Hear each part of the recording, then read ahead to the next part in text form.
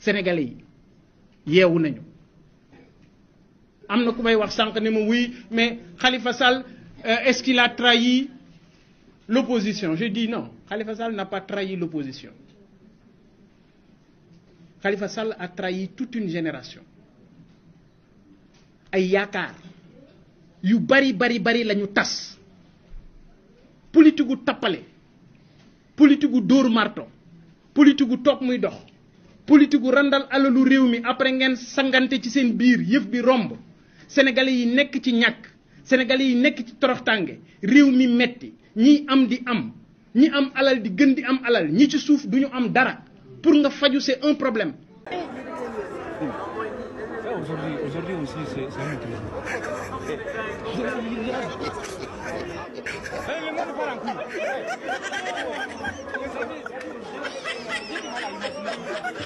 Merci beaucoup, merci beaucoup. Oui.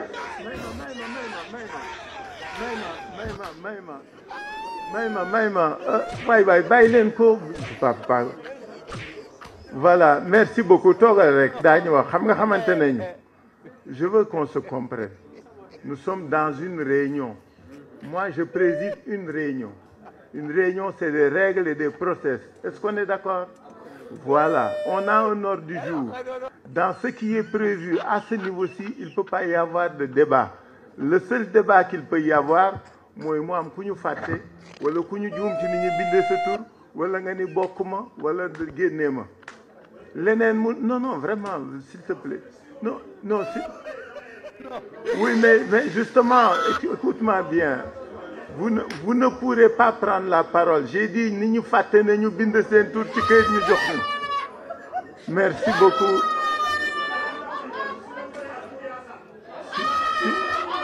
Si vous voulez.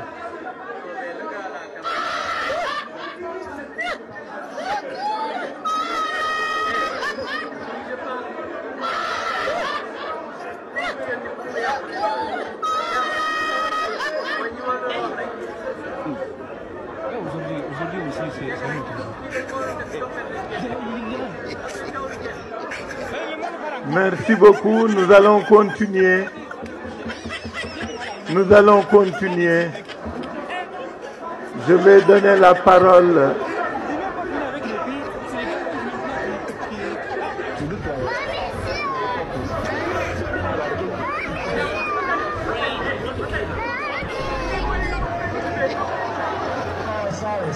Je vais donner la parole.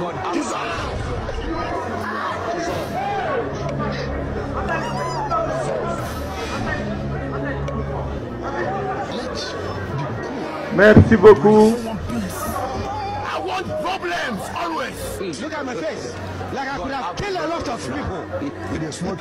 Nous allons donner la parole. On est habitué à ces choses-là. Vraiment, ne vous laissez pas distraire. C'est quoi cette manière de faire? Je donne la parole à notre camarade, au président Papa Djibi Fall. Merci.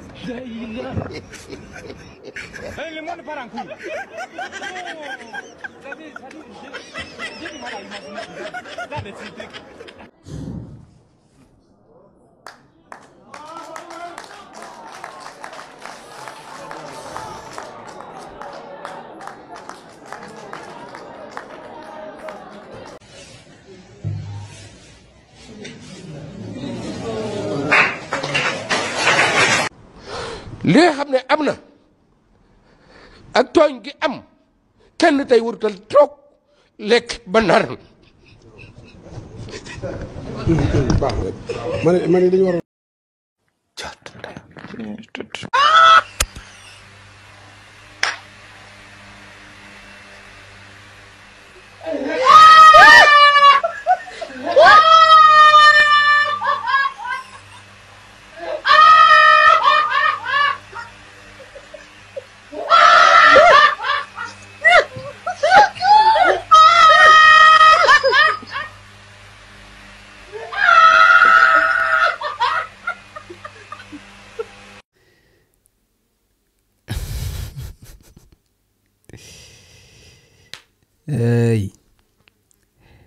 asalaamaaleykum sama gars yi maa leen di ziare bu baax a baax a baax a baax di leen bégee di leen jox seen wàccuwaay di leen dalal seen YouTube di leen wax ngeen di abonné bu baax a baax a baax a baax di like vidéo yi waaw di leen wax ne maa ngi ànd Serigne Moustapha Mbacké di seetu Serigne Abdou Lahad Mbacké di ñaankat boobu nga xam ne lépp lu jëm ci wàllu ngóor rek yàlla may na ko si tawfeex bu baax a baax a baax a baax ku si am jafe-jafe rek jokkool ak moom si numéro bu baax bi nga lay ñaan tamit day li si xaar bu loolu weesoo tamit ma leen di masawu bu baax a baax a baax waaw di leen masawu bu baax di leen masawu xam naa ne fi mu dool nii moom ay muñkat yu mag a mag a mag a mag ñu war a dëkk Sénégal parce que nag bu ñu demee ba benn coalition juddu coalition boo xam ne maanaam bu ñu leen dajalee ñoom ñëpp li ñuy peser ci électorat maanaam matuñu 2% wala ci la ñuy yem maanaam benn table bu gudd boo xam ne ñoom ñëpp matuñu 2% ñu taxaw nee nañ ñoom ñooy opposition bu bees bi daal ñoom ñoo taxaw pour yee sénégalais yi voilà te li ma si gën a jaaxal nag mooy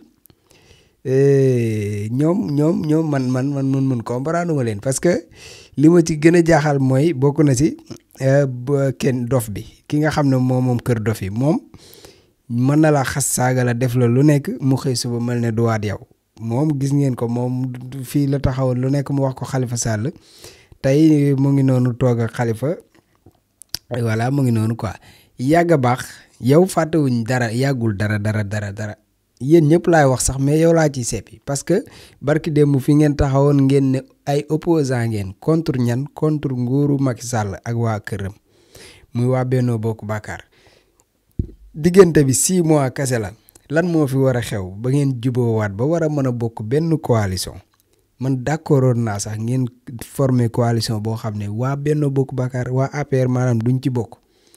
mais nag ngeen dem jël Abdou Mbow ñëw teg ci table ay ñëw Abdoulaye Seydou Sow ak maanaam waa APR ngeen bokk ak ñoom coalition waaw mais kon yéen maanaam masque yi mooy soo ko wadd rek xanaa parce que lii ama yow nu mu tudd yàgg baax Ousmane Sonko dafay taxawoon mu ne képp ku wooteel keneen ku dul waa Yewwi ci jamono yi législative li mu ne yaa ngi voter Macky Sall parce que opposition wu Macky Sall lañu yow nga taxaw fii nga mer nga ne yee yaay dangaa mere Ousmane Sonko parce que li mu wax waru koo wax nana nii nana naa léegi tey xanaa kon di nga nangu ne Ousmane Sonko am na dëgg parce que tey mënuma nangu yow kenn ku faroon ci Macky Sall di maanaam bokk ci nguuram ci jamono yi élection yi di am nga xam ne yéen a ngi taxawoon di opposé wu ñooñu tey diggante bi ngeen war a demaat àndaat ak parti boobu nga xam ne mooy APR di def coalition man war ngeen ma man essayer jox ma sax ay explication ma xool lan mooy seeni argument ma xool lan yan argument ngeen mën a teg ne lii moo tax ngeen dem ànd ak waa APR mooy lan muy xeex pour defar réew mi waay respecté leen ñu tuuti ah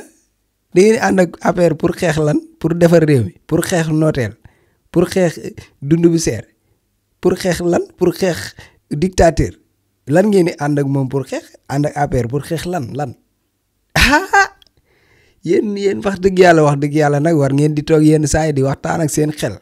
ngeen di waxtaan ak seen bopp quoi parfois ngeen teg seen photo nii jàkkaarloog photo bi xool seen bopp ngeen wax ak seen bopp quoi parce que nag yéen dafa mel ne sénégalais ay dof ngeen leen jàppee daal wala ngeen jàppee ay morsa fëgg jaay wala ñun daal duñu xalaat yéenay xalaat sa waay ñun Sonko yéen nañu de nekk fii di topp ci ay politiciens ñu jox ay 3000 ak 17 sa waay luñ ñu wax ñu ne loolu la bu élection ñëwee ñu ne waa ji moo ñu mayoon 3000 xaar ñu dem votel ko sa waay xeetu politique yooyu jeex na fi xeetu politique yii nga xam ne mooy voté ay conférence de presse di fen di dajale rek boo paree yaakaar ne gañe nga waa confiance askan bi non ñun yeewu nañ bu yàgg waaw bu dee lii nag mooy seen politique moom waaye ba ngeen xam ne politique bi Sonko jëlee na ko fi de waaw xoole leen beneen yoon de parce que man mënu ma comprendre li ngeen def mënu ma koo comprendre man bu ma gisoon coalition gisuma xam nga seen coalition bi gisuma ci Idrissa Seck gisuma ci Amadou Ba gisuma ci kan am na ñu bari ñu ma si gisul mais gis naa ci Khalifa Sall moom mooy loolu moom wax dëgg yàlla man moom gileem ci biiru béy la moom ko ñëw mu ànd ak yow te xamul ne moom jeexal na Khalifa Sall ngi waa Benno Bokk Yaakaar yi ngi ci Abdou Mbow kiri ko waa APR yàgg baax keneen gi maaji moom du ma koy xool du ma ko xoolee rek damay kontaan parce que man daf may reetaan loo quoi maaji ngi si ak dof bi ki moom télé kër dof yi Anta Babacar man di yéen lan ngeen di posé ci électoral laa xamul daal vraiment bu dee élection yi passé yeewu leen kon yaakaar naa ne yéen bu yéen mën nañ leen a boole si benn gaal def leen maanaam coalition dof yi parce que yéen ay dof ngeen doo leen xalaat ay dof pire mooy yéen ndax bu ma nangoo ngeen def benn coalition toog si benn table ak waa APR ñi nga xam ne ñoo yàq réew mi 12 ans yéen ngeen taxaw ci opposition bu metti ak ñoom ne da ngeen di rangé wu ci askan bi naan da ngeen di jàmmarloo ak ñooñu ba ku leen ne ñooñu ngeen di liggéeyal ngeen mere kooku ku leen ne waa APR ngeen di jàppale ngeen mere kooku tey ngeen xëy 6 mois après ngeen bokk ak waa APR benn table ne da ngeen di xeex pour defar réew mi da ngeen di xeex pour jubbanti réew mi waa APR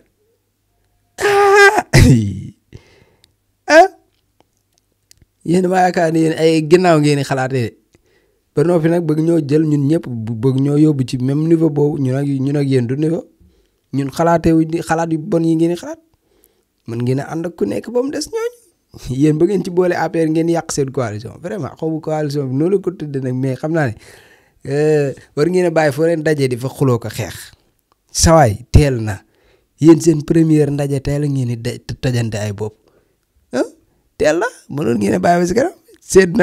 seen maam am na lu ñu waxate xaw ma nee nañu dañu am benn ndaje bu ñu war a def xaw ma si place ban place voilà bu bis boobu nag bu jotee ci ñeeni doog a xam yéen fan ngeen toll quoi na ngeen góorgóorlu ba kenn ku nekk na nga indi sa mbooloo te bul fay benn jeune 1000 francs bul jox kenn tiset bul jox kenn pancarte ni ngeen ko def comme nañ ko daan defee woote joxe bis joxe lieu bi askan bi ñëwal seen bopp nga xam ne bis buñ ne yëkkati leen loxo yi ay drapeau ngeen di gis waaye doo leen gis fii couleur parti bi wala couleur parti bi bu boobaa da ngeen xam fan la seen doole toll ni ngeen dajaloo nii moom bu dee mbooloo mu doy mu ngi si seen ginnaaw non fi ngeen di def ndaje mi foofu dina fees ngeen ko feesal de feesal ko nag mën naa nekk ndax booy moom boo leen joxe 3000 ñu dem vraiment man dama leen di mere benn instant mais xam peut-être dëkk bee dëgër mais yàlla baax na ñu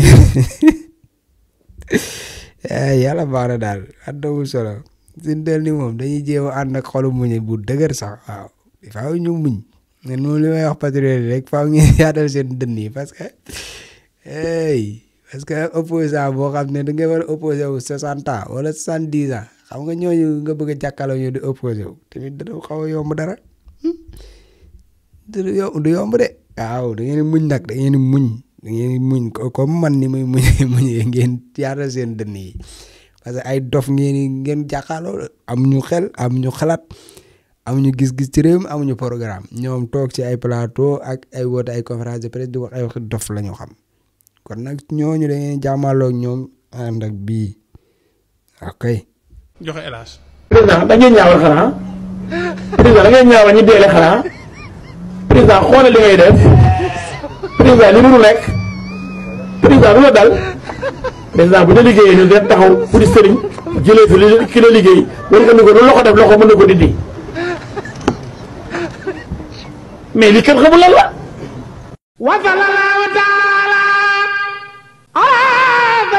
secret Cheikh Sidil Muxtaar ñaan yàlla Cheikh Sidil Muxtaar ibnu Cheikh Mouhamadul Amin ñu ngi toog ak sëtam Cheikh Abdoul Aziz Mbacké borom fas nga xam ne doo ko donnee ci ay maamam di fas gu baax ci néew kattan ak ngóora Cheikh Abdoul Aziz ana fa suñu fas gi. waaw bisimilah sëñ buur fas gi de day fas goo xam ne dañ koo jëlee woon sunu maam Cheikh Sidil Muxtaar dafa amoon genn góor gu ñëwoon te Mbàkke Kajoor doon ko jàmbat ci dawatu bu néew kattan fas la goo xam ne nag dafa bokkoon ci kàggu yi suñ baara yoo xam ne dafa jóge woon siirul masoon waaye géej naa ci yàlla képp koo xam ne nga am jafe-jafe néew kattan moo xam ne ngay sëy di gaaw di yegg mbaas sàkkat delluwaat waxtu woo ko takkee takk léegi gis léegi nag ndax fas gi nag leen rek a koy toj mooy toog ci gën waaye képp ko am jafe-jafe néew kattan waxtu woo takkee fas gi da nga tàqaliko loolu bu faw ndax day gàllaaj goo xam ne gàllaaj gu yéeme ndax gàllaaju cat la ba mu ne la biirun baarun sa saqin mujj bu xaaf jana fa xeeti baat yooyu ndax gàllaaju fas day gàllaaj goo xam ne da ngay takk léegi gis léegi ndax ñaareel ba sax dañuy wax ni nit bu ko takkee tëw a yegg di ànd ak soxnaam waxtu wu demee ba tëw a yegg sax dañ koy sart mu tekki ngir mën a yegg fas gi nag ak moo xaatim bee ànd waaye mboolem koo xam ne am nga jafe-jafe néew kattan ak at yoo mën a am rek waxtu woo ko takkee da nga tàqalikook néew kattan bu faw day fas goo xam ne sunu maam Cheikh Sidi Mokhtar moo ñu ko joxoon muy lu waay donnu daf lay ruus Cheikh Sidi Mokhtar juróom-ñaareelu xalifa Cheikhul Khadim jàmbaar ja ñaankat yàlla bi kon yow mee seetaan wooteel ci numéro bii commandé ci fas gi ak fu mën a nekk ci àdduna dana la fa fekk ngir faj say aajo ci néew kattan ci bi néegu sëy am Sidi Lamine Bara moo sañ a fat tàmpaŋub waaw di leen wax ne nag maa ngi ànd ak Serigne Abdou Aziz Mbacke di ñaankat boobu nga xam ne macha allah lépp lu jëm ci wàllu ngóora yàlla may na ko ci tawfeex boo xam ne ku ci am jafe-jafe rek boo jokkoo ak Serigne Abdou Aziz bu soobee yàlla sa aajo dina faju numéro téléphone bi moo nekk noonu ci suuf mais tamit day ñaan day listixaar kon nag jokkoo leen ak Serigne Abdou Aziz